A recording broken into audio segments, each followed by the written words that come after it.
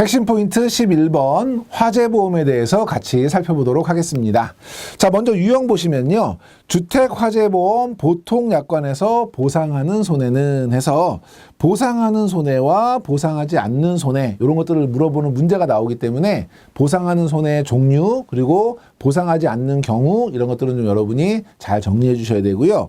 두 번째, 화재보험에서 동일한 보험자와 동일 군의 위험에 대해서 계속해서 계약을 갱신하는 경우, 그러니까 쉽게 설명하면 똑같은 보험회사에 똑같은 주택을 1년 지나서 계속해서 계약을 체결한다는 얘기죠. 이렇게 갱신하는 경우 할인율이 있을 텐데 그 할인율은 몇 %인가 해서 이제 우리 혜택을 주는 부분들에 대한 숫자를 물어보는 이런 유형이 많이 나옵니다. 그래서 여기서는 두 가지가 중요하겠어요. 첫째는 보상에 관련된, 그래서 예를 들면 보상하는 종류 또 보상하는 비용들이 있는데 그런 비용들 이런 것들 여러분이 확인해 주셔야 되고, 두 번째는 계속 계약에 대한 또는 일시납 계약에 대한 할인 같은 것들, 할인율을 여러분이 잘 봐주실 필요가 있을 것 같습니다. 첫째, 구분은 주택화재보험과 일반 화재보험으로 구분하는데요.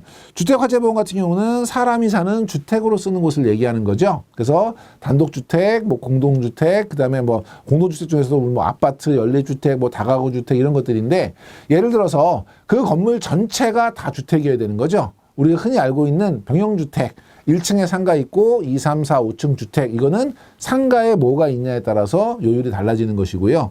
주택을 제외한 나머지 물건을 일반 화재보험으로 우리가 구분하고 있고요. 보상하는 손해는 두 가지를 보상합니다. 첫 번째는 고객이 입은 재산상의 손해를 보상하는데요. 첫 번째, 직접 손해. 직접 손해는 뭐냐면 진짜 타거나 끓는 손해죠. 화재로 인해서 타버렸거나 아니면 화재로 끌러서 뭐 사용할 수 없게 된 이런 경제적 손해가 있고, 두 번째 소방 손해가 있죠. 소방 손해는 불을 끄는 과정에서 뭐 물을 뿌린다든지 이런 손해를 얘기하는데, 우리 뭐 불 끄기 위해서 뭐 문도 부시고 뭐 유리창도 깨고 뭐 이런 손해가 있거든요. 제일 중요한 게 이제 침수, 물 뿌리는 건데요. 소금 가게에 물을 뿌렸다든지 가죽 가게에 물을 뿌렸다든지 이런 경우에는 오히려 불에 탄 것보다도 더 큰 손해가 날 수 있고요. 세 번째, 피난 손해. 화재가 발생해서 다른 쪽으로 다 옮겨 놓은 거죠. 근데 그 피난지에서 며칠, 5일이 중요하죠. 5일. 그 피난지에서 5일 이내에 다시 화재가 났다면 보험 그 목적 대상 그 장소가 아니잖아요. 그렇지만 피난지로 인정하면 그 피난지에서 발생한 사고에 대해서는 화재보험으로 보상해 주겠다. 그래서 세 가지, 직접 손해, 소방 손해, 피난 손해. 피난 손해는 5일 같이 기억하시고요. 비용 손해는 화재가 다 진화가 되고 나서 잔존물을 처리하는 잔존물 제거 비용이 있고요. 손해를 방지하기 위해서 사용한 비용이 있다면 그것도 보상을 하고요.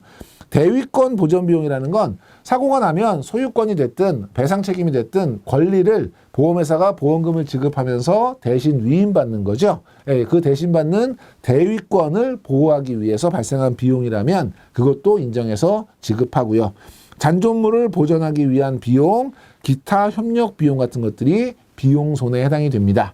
그래서 경우에 따라서는 재산 손해가 아닌 것은 또는 비용 손해로 볼 수 없는 것은 이런 문제도 여러분이 염두에 두셔야 되고요. 보상하지 않는 손해는요, 이거 이외에도 여러 개가 있는데 시험에 자주 나오는 건 고의나 중과실인 경우에 보상하지 않고요. 두 번째, 화재로 인한 직접 손해, 소방 손해, 피난 손해는 보상이 되더라도 도난 손해나 분실 손해는 보상하지 않습니다. 그래서 예를 들어서 다음 중 재산 손해로 보기 어려운 것은 할 때 위에 세 가지에 같이 들어가는 게 분실 손해, 도난 손해 이런 것들이 지문으로 많이 나와요. 도난과 분실은 해당되지 않는다. 자연 발열, 자연 발화, 전기적 사고 이런 것들은 뭐냐면 그 자체로 일어난 거죠. 예를 들면 어떤 것이 스스로 불이 나서 자기 혼자 탔다. 예를 들어 여름에 베란다에다가 가스라이터를 놔뒀더니 열받아서 혼자 뻥 터졌다. 그럼 이거는 자연 발열, 자연 발화예요. 예를 들면 전기가 과부하 걸려가지고 두꺼비 집이 탔다. 이건 전기적 사고예요. 그걸로 인해서 화재가 났다면 그 화재는 보상을 하지만 그 자체는 보상하지 않는다는 개념이고요. 핵 연료 물질 사고 당연히 보상하지 않겠죠. 자, 계속계약의 보험료율 할인인데요. 대부분의 화재보험 같은 경우는 소멸성 1년짜리 많이 가입하시잖아요. 장기보험도 마찬가지 많이 가입하시겠지만 1년짜리의 경우에 1년 가입하시고 다시 1년 뒤에 갱신을 한다. 그러면 5% 할인을 해줍니다. 그래서 95%를 적용합니다. 계속 계약은 95% 잘 기억해 주시고 만약에 이거를 일시납으로 계약을 한다. 그러면 만약에 1년 내가 한꺼번에 냈다. 그럼 이거는 100% 내는 거죠. 만약에 2년 냈다. 2년 내면 200%를 내야 되잖아요.